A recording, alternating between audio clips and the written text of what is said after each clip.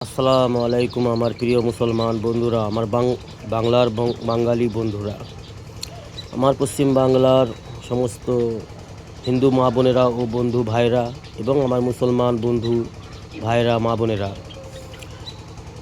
আমরা সকলেই অবগত রয়েছি আমাদের পশ্চিম বাংলায় বড় কঠিন সময় চলছে এবং আমাদের ভারতবর্ষ জুড়ে বিভিন্ন রাজ্যে কঠিন একটা যুদ্ধ জেহাদ এক প্রকারের চলছে। এক শ্রেণীর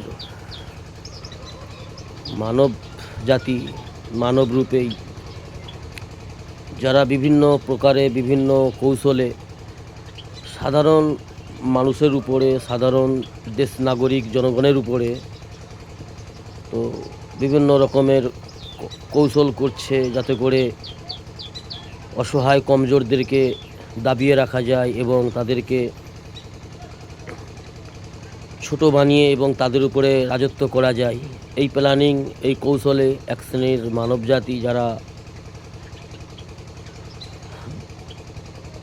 বদমাশ, একভাবে যদি সহজ সরল ভাষায় বলা যায়, যারা বদমাশ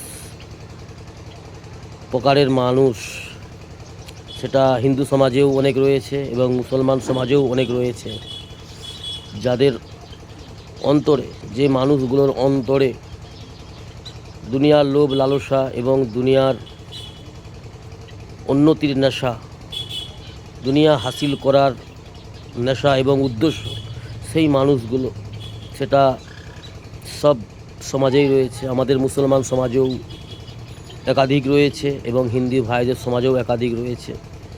আর এমন মানুষ আজকের সমাজে অত্যাধিক, অনেক বেশি।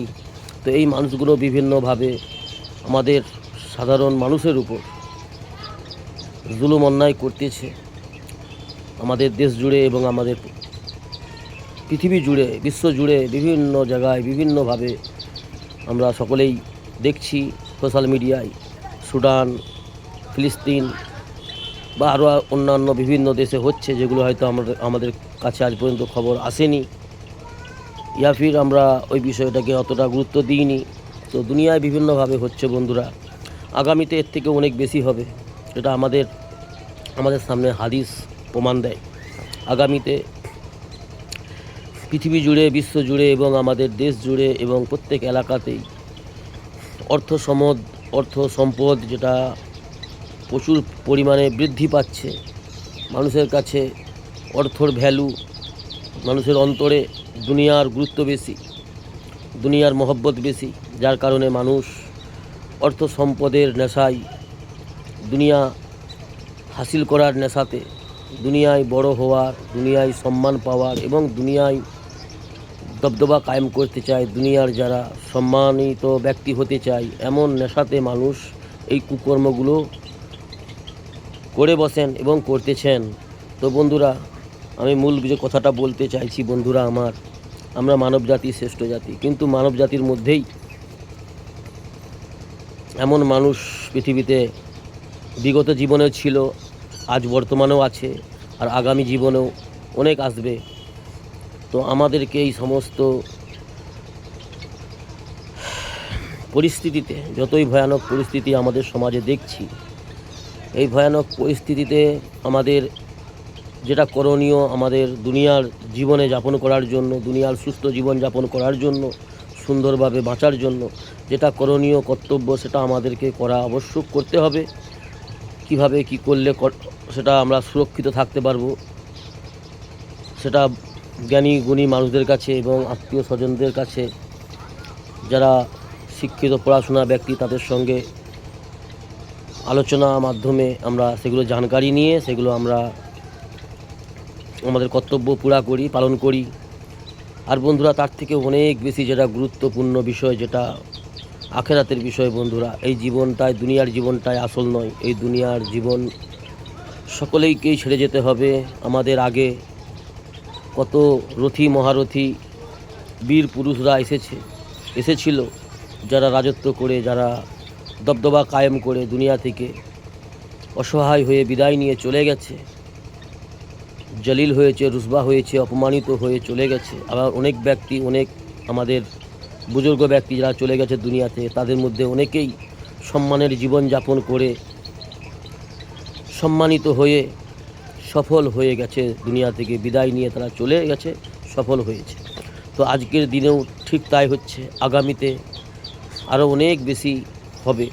কেন আমরা হাদিসের মধ্যে পাই যে কিয়ামতের আগে আগে যত কিয়ামত নিকটবর্তী হবে ততটাই উম্মতের কাছে অর্থ সম্পদ অঢেল আসবে।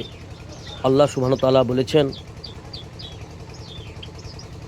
অঢেল সম্পদ দুনিয়ায় নামিয়ে দেবে। আর এই সম্পদের নেশা আর হচ্ছে যে সম্পদের টাকা পয়সা ধন দৌলতের নেশা মানুষকে পশু বানিয়ে দেবে এবং মানুষ আপসের মধ্যে এমনভাবে লড়বে যেমনভাবে হিংস্র পশুরা লড়ে। অর্থাৎ সেটা আমরা চোখে দেখছি, আগামীতে হয়তো আরও অনেক কিছু ঘটবে যেটা আমরা দেখব এবং আমরা কিছু দেখতে পাবো না, অনেক কিছু আমরা দেখতে পাবো না, আমাদের আগামী প্রজন্ম দেখবে। তো বন্ধুরা, এরকম কঠিন পরিস্থিতিতে আমাদের যেটা করণীয় কর্তব্য সেটা হচ্ছে বন্ধুরা, আল্লাহর সঙ্গে তাল্লুককে সঠিক বানানো, আল্লাহর সঙ্গে সুন্দর সম্পর্ক বানানো, আল্লাহর সঙ্গে তাল্লুক কায়েম করা এবং দিন ইসলামকে বেশি জানার চেষ্টা করা, দিন ইসলামের এলেম হাসিল করা এবং সেই মোতাবিক জীবনযাপন করা, আল্লাহর কাছে সাজদাকারী হওয়া, আল্লাহর হুকুমগুলোকে আল্লাহর হক জেনে রাসূলুল্লাহ সাল্লাল্লাহু আলাইহি ওয়াসাল্লামের সুন্নত তরিকায় নিজের কর্তব্য বুঝে পালন করা, এটা বুদ্ধিমান এবং